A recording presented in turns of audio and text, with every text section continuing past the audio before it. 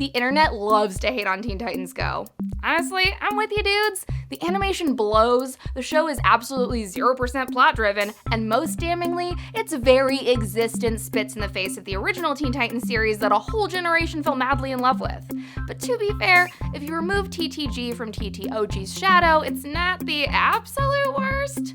Yeah, it's pretty immature and hashtag so random, but it isn't exactly annoying orange bad. I'm Whitney Van Lanningham, and today on Ruined, I'm going to attempt to ruin your blind hatred of Teen Titans Go. Here are the episodes that prove that Teen Titans Go doesn't totally suck.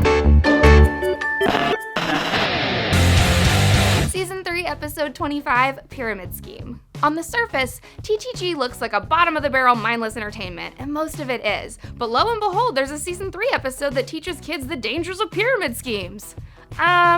Where was this episode when every single girl I went to college with started selling their souls to Sensi and LuLaRoe and Plexus? Do you guys know how crazy dangerous pyramid schemes are? The Teen Titans are even bigger heroes than I thought. Pyramid schemes are incredibly easy to fall for, and so many people go completely bankrupt from working with one of these multi-level marketing companies. Allow Robin to explain. A pyramid scheme is an unsustainable business model that promises payment to participants based on the amount of additional people they enroll in the business, instead of focusing on the sale of goods or services to the public.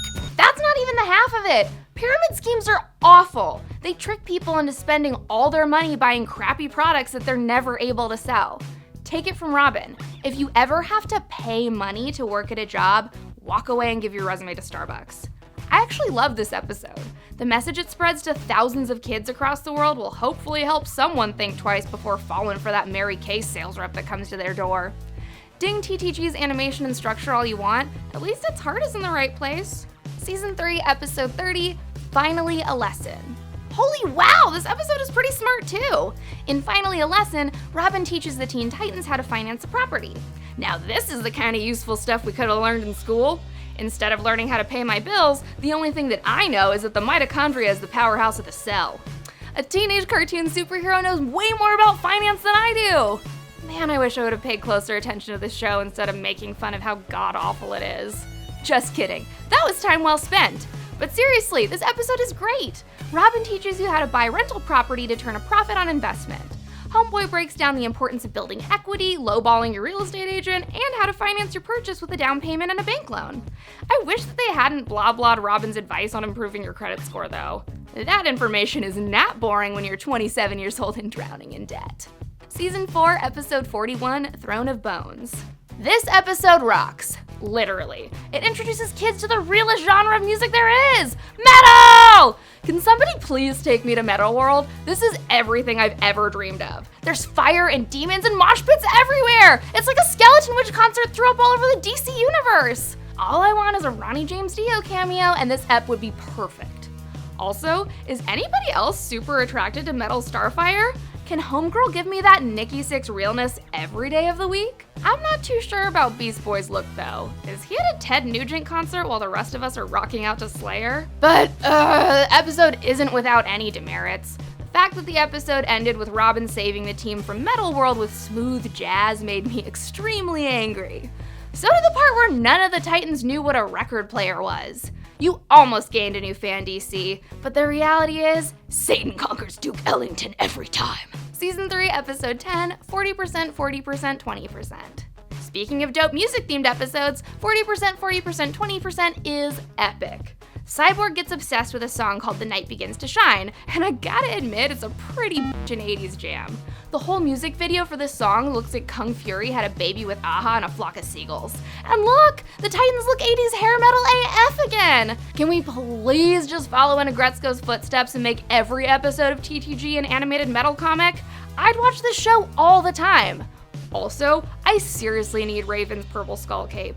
And then when Cyborg gets turned into the Cyborgimus Prime to save the day, so heckin' cool! And that end sequence where they're glowing and racing down an Aerosmith music video, God, please make Teen Titans metal all the time, it's all I want! Season 3, Episode 9, The Fourth Wall. The reason why I love this episode is because TTG finally gets honest with itself. Control Freak breaks the fourth wall and shows the Titans that they're a mediocre animated series, threatening to reboot them, just like he did with the original Teen Titans show if they don't start winning awards. Control Freak shows the gang old episodes of their original show, and even they have to admit that their new show is freaking garbage. The new Teen Titans watch the whole shebang of TTOG in one sitting because it's just that good. And just like the rest of the OG Titans fandom, they're left with the biggest unresolved cliffhanger in animated comic history! Ugh! Clearly this episode is a dig at the Warner Brothers top brass that decided that TTG was a better direction for the brand than TTOG. And if Control Freak's threats of cancellation bear any reflection on what's going on behind the scenes with the Teen Titans Go production, then everyone involved seems to know that they effed up. That sort of self-awareness is admirable and shows that the writers actually listen to their fans. But come on, DC, if you know the old show was better and we know the old show is better, can't you at least pull an X-Files and make a movie or two to wrap up the series that people actually care about? Please? Season 4, episodes 44 and 45, Self-Indulgent. Piggybacking on the meta-awareness of the fourth wall, the 200th episode Spectacular is existentially depressing and gives us some insight as to why Teen Titans Go isn't living up to our high expectations. This episode starts off by introducing the entire production crew behind the show in animated style to give you a behind-the-scenes look at just how many people it takes to make one 20-minute episode of Teen Titans Go. The Titans even try making their own episode and realize that making genre-defying content is next to impossible with a limited budget, rushed deadlines, and apathetic CEOs. I love all of the hyper-realistic jabs they take at the industry, like the one about how even the most important people in the writer's room are replaceable, and that it takes a butt-ton of work to produce even the crappiest episode of a show. Sounds familiar to me. Honestly, with the amount of tea in this episode, I'm surprised DC let them make this.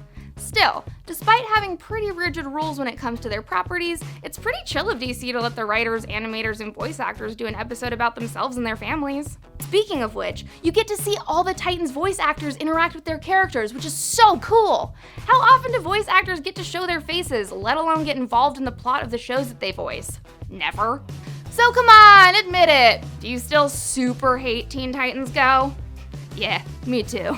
But I have a newfound respect for it because at the end of the day, this show isn't for us OG Teen Titans fans, but for the kids. And on that front, it isn't doing the worst job considering that it's teaching valuable life lessons and getting the kiddos into metal. But that's just my take. Which episodes of TTG can you tolerate? Let me know in the comments below and be sure to click to the left of my face for more Ruined.